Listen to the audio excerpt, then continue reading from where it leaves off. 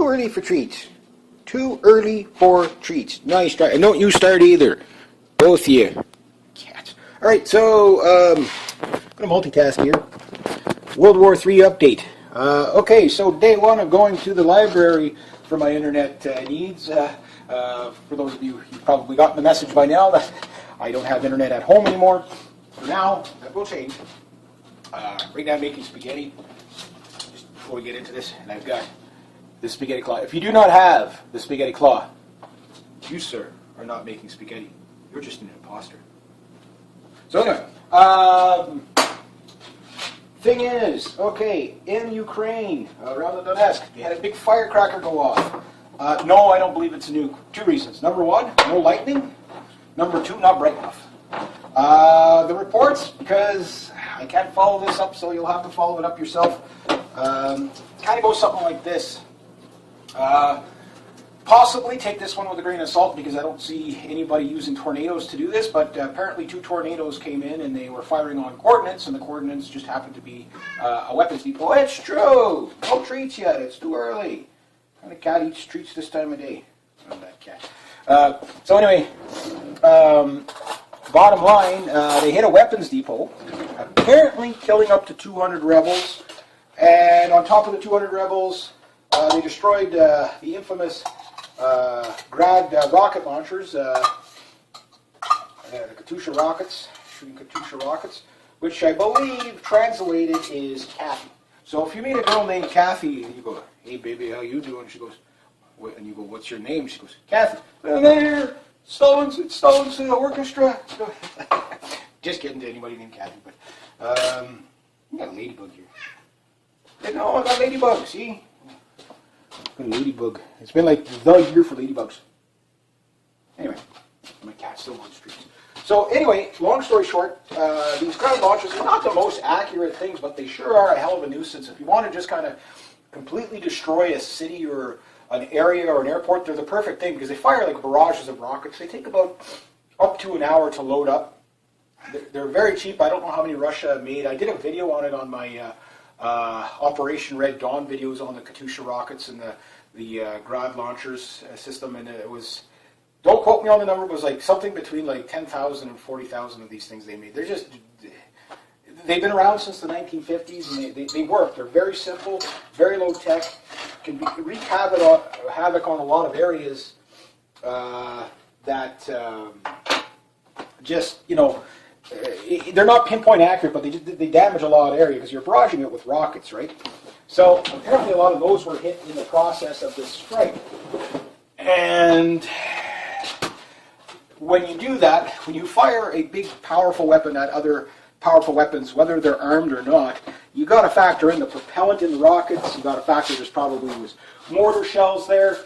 Some people even said it was Kiev firing artillery. The leader of the right sector party said a good shot type of thing, you know, with the artillery. And then there's Kiev saying that it was a bunch of rebels and if they're right, smoking will kill you. Apparently it may have been a cigarette that they dropped in the weapons depot and blew themselves up. I've seen something like that on Bugs Bunny once.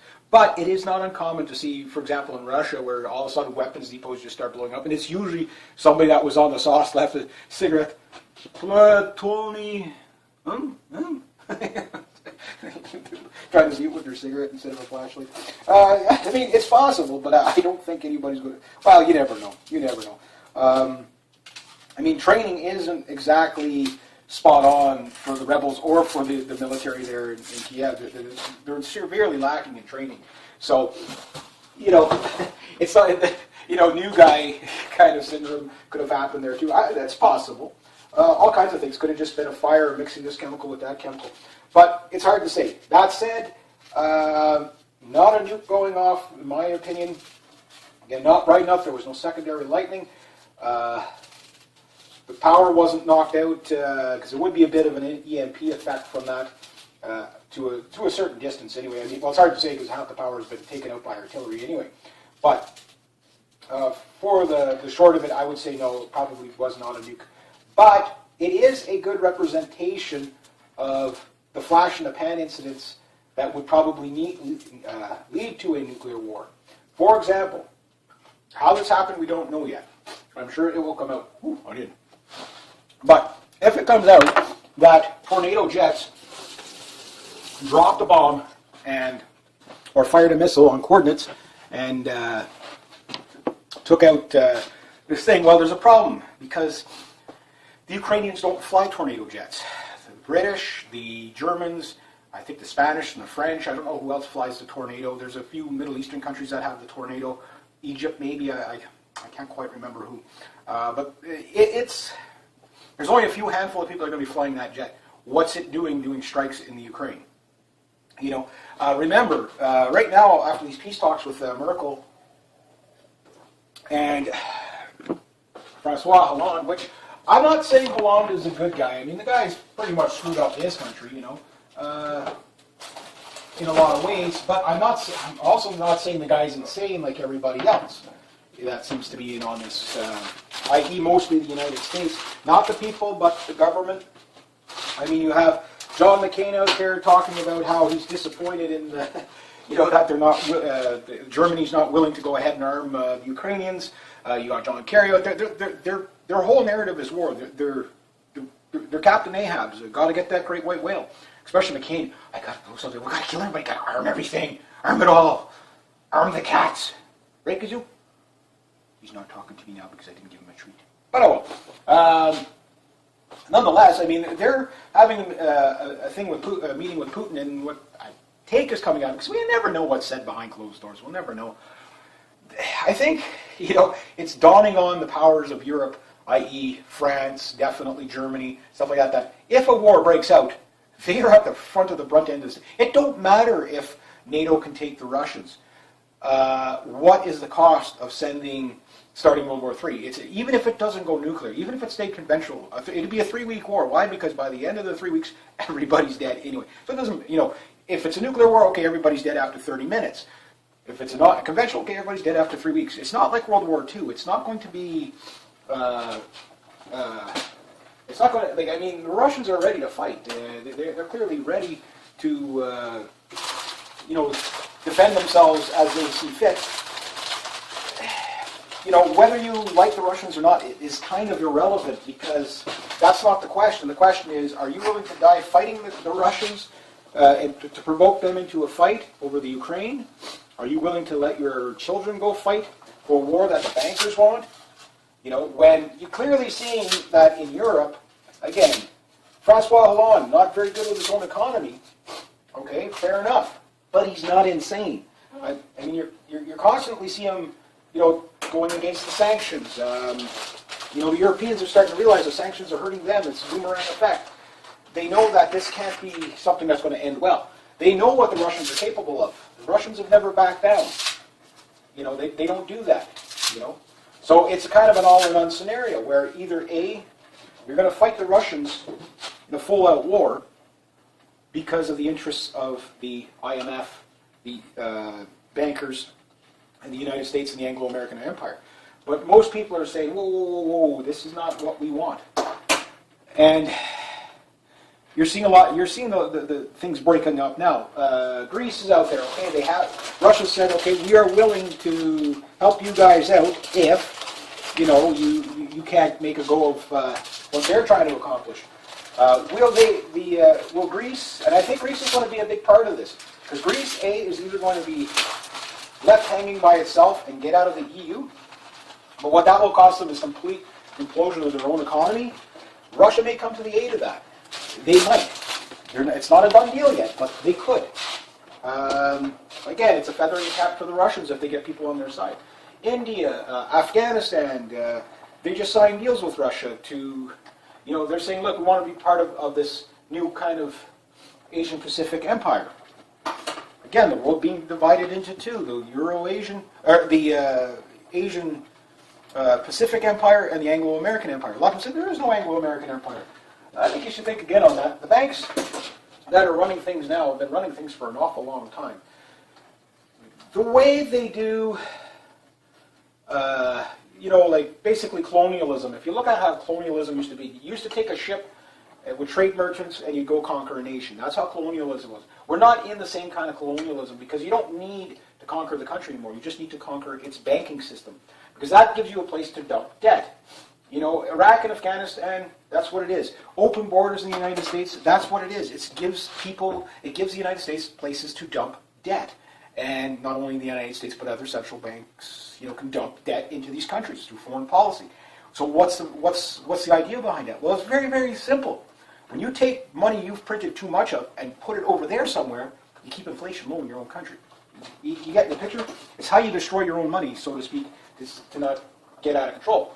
Because the system in itself is unsustainable. And unfortunately, this foreign policy stuff that the States has, that Canada is pretty much following along like a lost puppy dog, and same with the British and all that. I mean, who's really following who is kind of debatable, but at the end of the day, it's pretty clear that everybody's doing the same thing. The economy is now becoming, like Max Kaiser said, a death-based economy, meaning that war. You can never have peace because if you have peace, you'll be broke, and that's what's happening with the United States.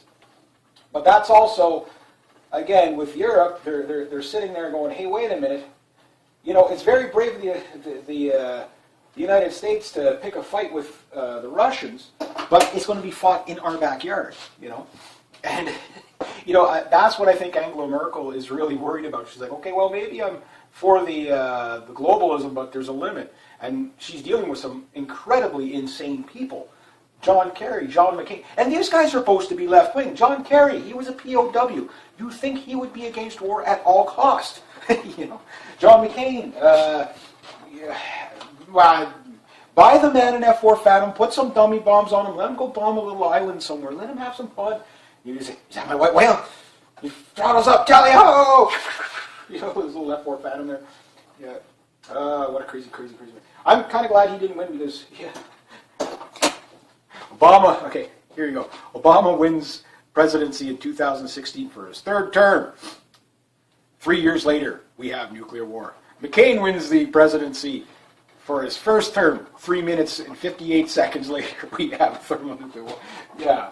It's kind of like when George Bush Jr. got elected. I said 5 minutes after I heard his speech, I said, we're going to war 27 days later. I counted it. 27 days we were at war with Iraq. It's like they shouldn't even be that predictable, but they are. That's the problem. Lost a piece on you. And better warm that up again. So anyway, on top of that, we have something else unique happening. Well, not unique, but interesting happening. The Russians in the Baltics have now tested a new anti-submarine warfare ship that they have. The idea behind it is to basically stop torpedoes from attacking. So you have to understand, a warship can be the easiest target to take out or the most intensely difficult thing to take out, depending on the warship and depending on the tactics, depending on this, depending on that. Now, in the Baltics, because Russia can't really hide, they've got basically NATO in the Baltics as well. So at the end of the day, they're really, everything they're doing is seen right away. So they're basically, there's an arms race going on there as well because they have to be able to defend that. Because, think about it, this is something I've been saying for a while. When you have warships 1,000 miles from each other from opposing sides, it's too close for comfort. The Baltics isn't that big. It's big, don't get me wrong, it's big. You're definitely not going to swim across it in an hour or two, I don't know if anybody's ever swam across that. I'm sure somebody's tried. I wonder how many days it took them. But that said, you're still get garlic nugget. You're still looking at this warfare that's, again, weapons upgrades that the Russians have been doing has been just astronomical. And at the end of the day, what's it going to play out to? Well, it's that's smooth. Sorry, I got to take a. For my fellow Canadians out there, if you don't want to get a cold all winter, onions and fresh air are going to do it for you. So anyway, at the end of the day, what we're looking at is we have all these weapons that are being tested, put online, put at the ready. We have Topo M's now roaming around on patrol. I mean, everything is at the ready. So if something did break out, I mean, again, a flash in the pan incident. I still don't think tornado jets did a strike on the Ukraine, but if that was the case, that means Ukraine is now going to be armed by, which steps things up again, which the United States is heavily, heavily calling for armament of the Ukraine. Now, our Foreign Affairs Minister, John Baird, is just kind of out of nowhere thrown in the towel. And I'm wondering if this is going to kind of be connecting with what happened in Davos, where you've got all these elites that are just terrified right now. They're talking about the 1%ers owning. They predict by 2016 that the 1% world elites, the top richest 85 people, not even the 1%, they're like 1% of the 1% of the 1%, so to speak, are going to own 50%, more than 50% of the world's global wealth. They're going to be richer. Right now, the 1% are richer than the bottom 3 billion people of the planet, which is just insane when you think about it. They have more wealth than the 3 billion people. How is that possible? And 1%ers is, you can't even really call them 1%ers because there's so few of them. Like, we're talking less than 6,000 people running the world, technically making decisions. And the Committee of 300 and all those. So we're looking at that, and you've got emissions from, there's a guy named Robert Johnson, no, not the cool blues guitar player way back. I think he's still alive, Robert Johnson. Not the first Robert Johnson, but Crossroads Blues Robert Johnson, but there's another Robert. There's quite a few Robert Johnsons. Anyway, legendary Robert Johnson, not him. This guy is a bankster, so to speak. Yes, you do. It's true. No, I don't have any treats. And at the end of the day, he's saying, look, lots of the things that went on at Davos this year that is not what's so much been said, but what's not being said. He says right now the elites are buying resorts and bunkers and whatever have you, because they're terrified of the civil unrest that's coming. They don't know how to stop it. They know there's a pitchfork revolution coming for them. So this is why you're going to see these insane kind of pushes for war. They have to get a war going. Now, a lot of people still are in the belief system that no, they would never use a nuke to blame Russia. Say, okay, well, Russia nuked us, so we're going to go to war with them, kill off a couple 100 million people to hide the financial collapse. Well, you're missing the point. The financial collapse is here. It's a bleed-out system, like I've always said. It's not going to be like the 1929 collapse, I don't think. What you're seeing is just, everybody's becoming so much more gradually poor. In this pot is proof. There's hamburger in there. Every time my dad and I go to pick up to grocery run, because I live in the middle of nowhere, the boonies, basically we do like a bulk grocery, okay? A package of hamburger, okay, the last 3 trips, or the past 3 months has been went up about $2 per shot each time we go, which is like a 2-pound pack of hamburger. It's true. Calling me a liar? No, cat calls me a liar. You just want treats. And that's the whole thing. 3 months ago, $13 for a 2-pound thing of hamburger. Last month, 15. Last week, 17. But there's no inflation, So, people are starting to catch on. There's something wrong, my wages aren't going up, but the cost of everything else is. The Saudis are talking about $200 a barrel of oil in the near future. They've told Russia, hey, look, if you stop backing Assad, we'll put the oil up. And Russia can wait this one out. Their people are, you got officials out there trying to pass Putin off as somebody with Asperger's or something like that he has something wrong with him. No, the man's KGB, ex-KGB. And he's telling us, again, when it's so bad where all he has to do is tell the truth to get his people on side. And don't get me wrong, I'm not a Putin fan. He's the other New World Order. You know what I mean? Like that's what's happening. It's all these factions that are fighting at the top. Like I said, that one big chair at the top is a very bloody chair to sit in. So whether it's the Chinese faction, the Russian faction, the Anglo-American faction, the British faction, the American faction, you'll pick one. Is it the Rothschild faction? Is it the Yakuza faction? Is it the Ming Dynasty faction? Pick one. Those things are still around. They might be called something different now, but they're still around.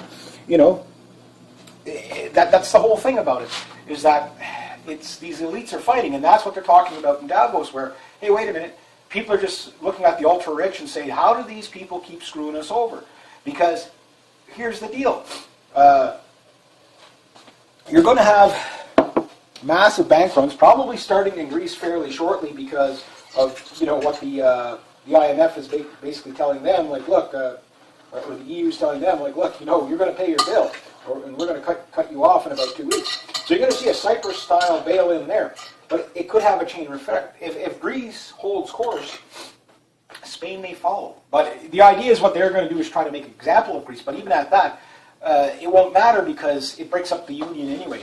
It'll keep breaking up the union because these countries, they're insolvent no matter which way they go. You could promise people $15 an hour, but when your country is broke, it's broke, period. So what's going to end up happening is, who are they going to join up with next? They're not going to be going back to the EU. Greece is going to go towards Russia. Almost a guarantee. Why? It's something different. It's a new hope, but it won't help them any. But I mean, you got to pay your bills. You got to pay your bills. It sucks, but that's that you can't. 2 + 2 don't make 5. You can't live outside your means. But on the other flip side of it, you have all these elites. Okay, again, the Koch brothers, a perfect example. Here's in the top 85 of the richest people. They're probably in the top 10 of the top 85 richest people. Most richest people in the world. But yet they declared bankruptcy in 2008. How is that possible? Well, bail-ins, bailouts, too big to fail, which I say too complicated to work.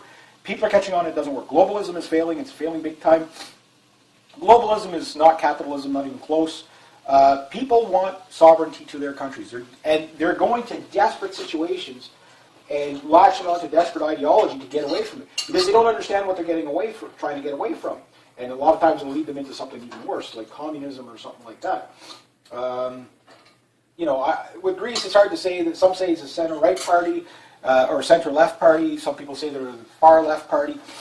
Time will tell. But again, when you start seeing bank runs there, even here, it's probably a good idea with all the military buildup and that's going on. A good idea to put food away. Keep it. Don't leave any more cash in the bank than you're willing to lose.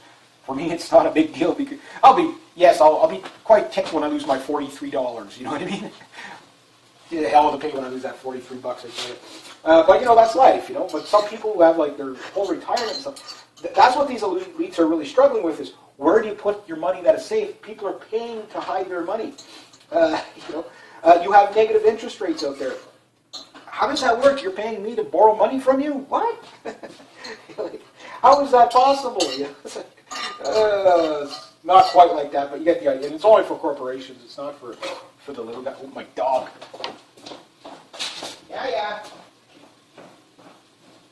Go with your AD, get to that. Come on, here. Get in here. Pretty cold out there. Out of the way, yellowheads.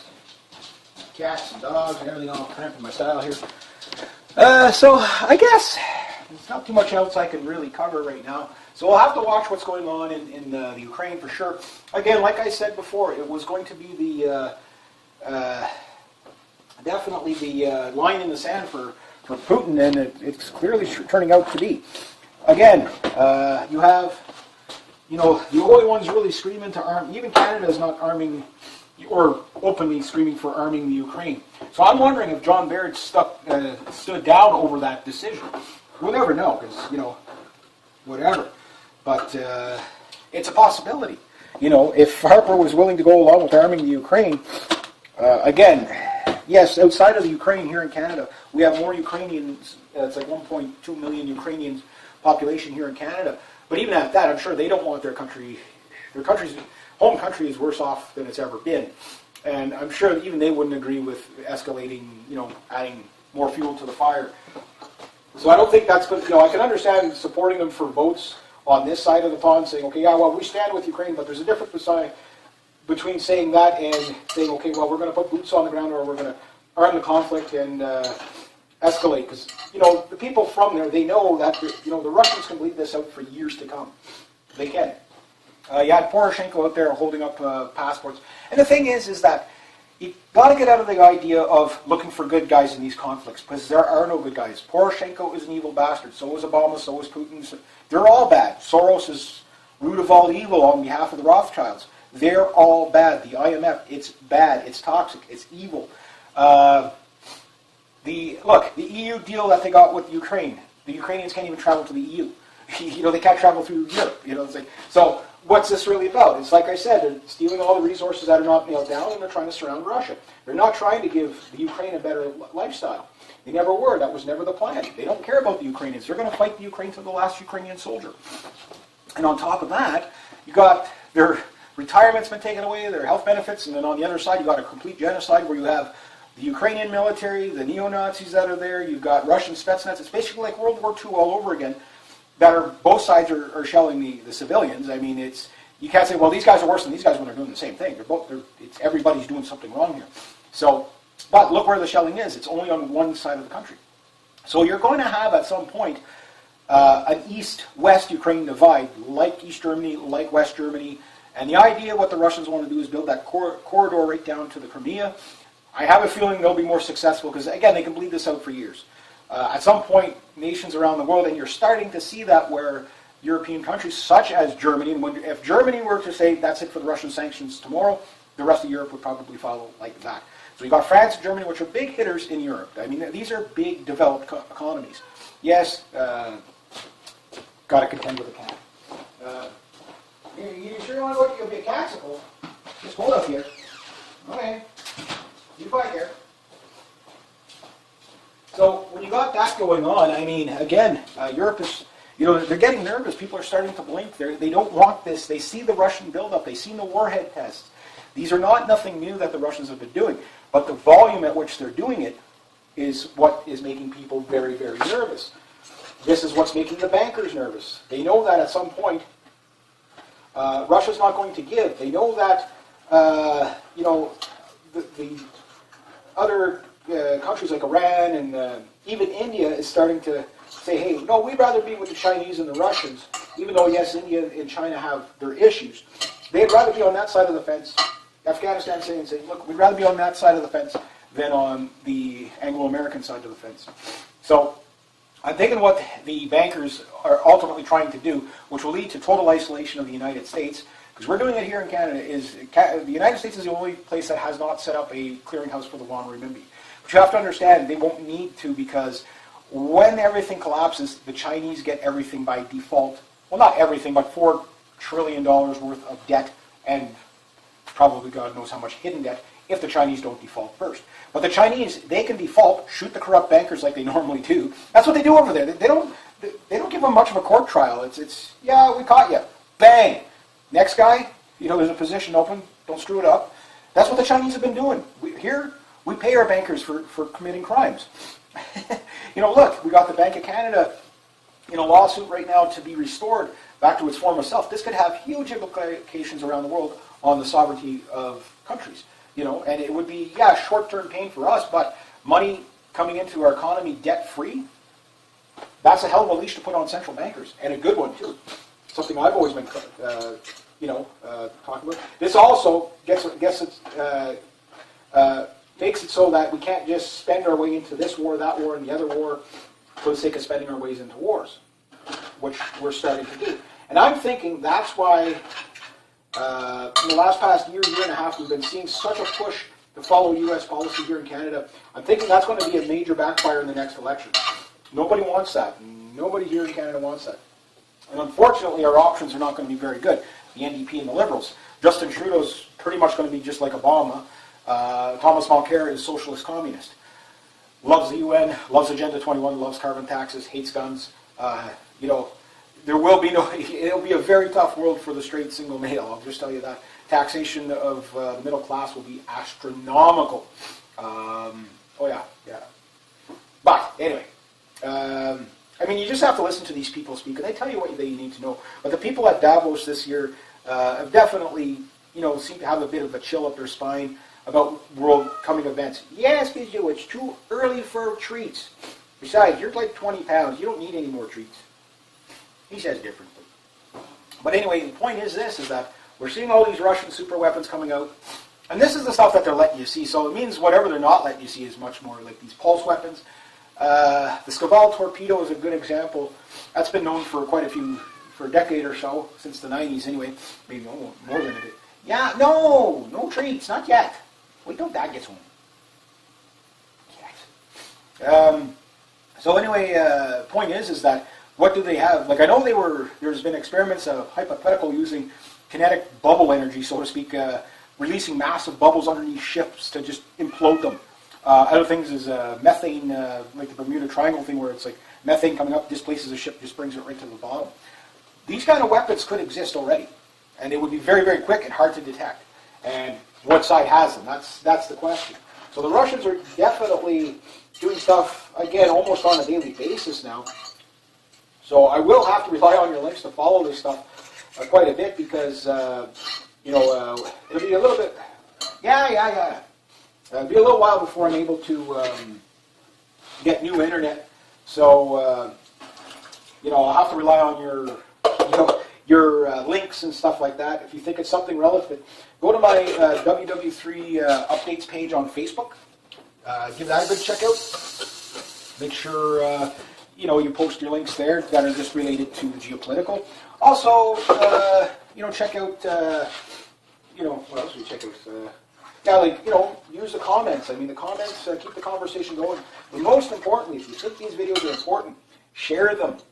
Next to that, be ready for anything. A flash in the pan incident of epic proportions. Again, right now we see. You see how powerful the conventional weapons are when they hit a weapons depot in Ukraine. I mean, again, you get a mushroom cloud from them, but, not bright enough to be nuclear. It didn't seem to knock out the power, and there was no secondary lightning. Usually is something, a byproduct of nuclear activity. But I don't believe it was a nuke. But that said, if something like that happens just a little too close at the wrong place while the Topol M is on patrol, maybe they think they're getting attacked. What happens if it is, NATO fighters doing these strikes? What's Russia going to step their, is the, Donetsk Republic going to end, and the Crimea going to end up with a huge Soviet Air Force there? Who knows? You never know. Because again, everything that the U.S.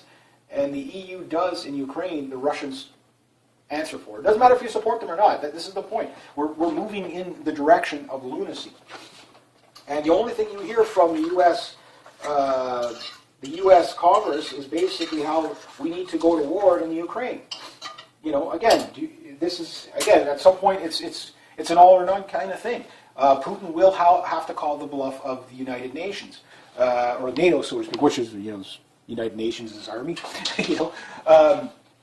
And basically at some point say it's all or none.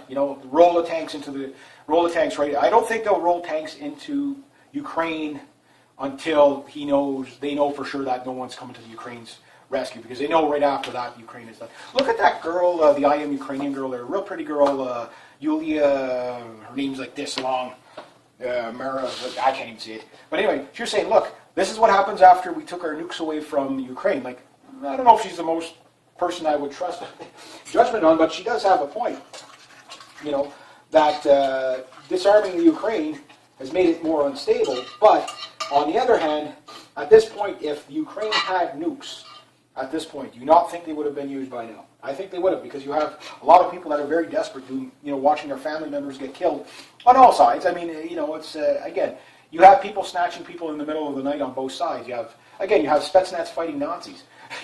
Sure, the majority of the Ukrainian military is not Nazis, but the Azov battalion is pretty darn big, and there's guys from all over the world fighting in it. It's a mercenary fest. Mercenaries are not loyalists. They're just what's called nihilists that like to kill. They go on the side that they feel will pay them the best. It's like, okay, well, if they're both paying the same side, I'll just toss a coin. Mercenaries are not the most loyal people ever. They never have been. They never will be. They just like to kill. It's what they're good at. That's what they like to do. They don't necessarily function as regular people. With that said, you want one of these guys in charge of nukes? So it's prepare for everything. Have enough food away just in case. You never know. Don't keep any more money in your bank than you're willing to lose. As far as silver and gold and stuff like that, I don't have that kind of, like I said, with my $43 in the bank, I don't think I'm going to do very well. But on the other hand too, if there's a bank run, you want to have something covered. You do you, but make sure that you can cover yourself somehow. and your family. I think food, you can't go wrong with food. You can be homeless, but as long as you have food and you can make a makeshift shelter out in the bush somewhere, you can live, you know what I mean? But again, the world elites are telling us something bad is coming. They're not going to tell you what it is, or because they don't probably even know when. They just know, and it's something like I said, by summertime the U.S. burns. You're going to have race riots. That's one thing. It's a distraction. But you're also going to have, anything to hide the bad economy. But on this bad economy side of the things, you have to look at. You still have China and Japan that could go hot any moment of the crazy, the craziness over there. So we'll have to just really watch things there. What are you barking at now? Oh, my nephew's here. So anyway, I guess I'm going to leave it at that. So rate, subscribe, share, comment, like. There'll be a link down below if you please consider making a donation to the channel. Quiet dog. And thank you very much to everybody who has. I have looked into the internet stuff. Hopefully it'll be up and running in a few weeks. We'll see. I don't want to just get any internet package. I want to get something good. Unlimited look pretty expensive. So yeah, quiet dog. And so be true to yourself, be true to others, always do the right thing. Take advantage of the comments. If you have any links, keep me posted, because I'll only be able to check my email every couple of days. Oh, and there we go. So there's my little nephew. Hey buddy. Little buddy. Here's my little buddy. I'm going to get you. I'm going to get you. I'm going to get you. Yeah. There you go. Be true to yourself, be true to others. Have a great day. Hey, hi, and welcome. What? Too early for treats. Too early for treats. Nice try. And don't you start either. Both of you. Cats. Alright, so, I'm going to multitask here. World War III update. Okay, so day one of going to the library for my internet needs. For those of you, you've probably gotten the message by now that I don't have internet at home anymore. For now, that will change. Right now I'm making spaghetti. Just before we get into this, and I've got the spaghetti claw. If you do not have the spaghetti claw, you, sir, are not making spaghetti. You're just an imposter. So anyway, thing is, okay, in Ukraine, around the Donetsk, they had a big firecracker go off. No, I don't believe it's a nuke. Two reasons. Number one, no lightning. Number two, not bright enough. The reports, because I can't follow this up, so you'll have to follow it up yourself. Kind of goes something like this. Possibly take this one with a grain of salt, because I don't see anybody using tornadoes to do this, but apparently 2 tornadoes came in and they were firing on coordinates, and the coordinates just happened to be a weapons depot. It's true! No treats yet, it's too early. What kind of cat eats treats this time of day? Oh, that cat. So anyway, bottom line, they hit a weapons depot, apparently killing up to 200 rebels, and on top of the 200 rebels, they destroyed the infamous Grad rocket launchers, the Katyusha rockets, shooting Katyusha rockets, which I believe translated is Kathy. So if you meet a girl named Kathy, and you go, "Hey baby, how you doing?" She goes, and you go, "What's your name?" She goes, "Kathy." And there, Stones the orchestra. Just kidding to anybody named Kathy, but we got a ladybug here. No, I got ladybug. See. Got a ladybug. It's been like the year for ladybugs. Anyway, my cat's still on the streets. So anyway, long story short, these ground launchers are not the most accurate things, but they sure are a hell of a nuisance. If you want to just kind of completely destroy a city or an area or an airport, they're the perfect thing, because they fire like barrages of rockets. They take about up to an hour to load up. They're very cheap. I don't know how many Russia made. I did a video on it on my Operation Red Dawn videos on the Katyusha rockets and the Grad launchers system, and it was, don't quote me on the number, it was like something between like 10,000 and 40,000 of these things they made. They've been around since the 1950s, and they work. They're very simple, very low tech, can wreak havoc on a lot of areas that just, they're not pinpoint accurate, but they damage a lot of area because you're barraging it with rockets, right? So apparently a lot of those were hit in the process of this strike. And when you do that, when you fire a big powerful weapon at other powerful weapons, whether they're armed or not, you got to factor in the propellant in the rockets. You got to factor there's probably was mortar shells there.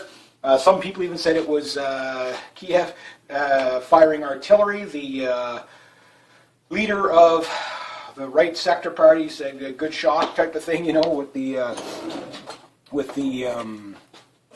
artillery, and then there's Kiev saying that it was a bunch of rebels and if they're right, smoking will kill you. Apparently, it may have been a cigarette that they dropped in the weapons depot and blew themselves up. I've seen something like that on Bugs Bunny once. But it is not uncommon to see, for example, in Russia, where all of a sudden weapons depots just start blowing up, and it's usually somebody that was on the sauce left a cigarette. Tony, trying to see it with their cigarette instead of a flashlight. I mean, it's possible, but I don't think anybody's going to. Well, you never know. You never know. I mean, training isn't exactly spot on for the rebels or for the military there in Kiev. They're severely lacking in training. So, it's not, new guy kind of syndrome could have happened there too. That's possible. All kinds of things. Could have just been a fire mixing this chemical with that chemical. But it's hard to say. That said, not a nuke going off, in my opinion. Again, not bright enough. There was no secondary lightning. The power wasn't knocked out because there would be a bit of an EMP effect from that to a certain distance anyway. I mean, well, it's hard to say because half the power has been taken out by artillery anyway. But for the short of it, I would say no, it probably was not a nuke. But it is a good representation of the flash in the pan incidents that would probably lead to a nuclear war. For example, how this happened, we don't know yet. I'm sure it will come out. Ooh, I did. But if it comes out that tornado jets dropped a bomb or fired a missile on coordinates and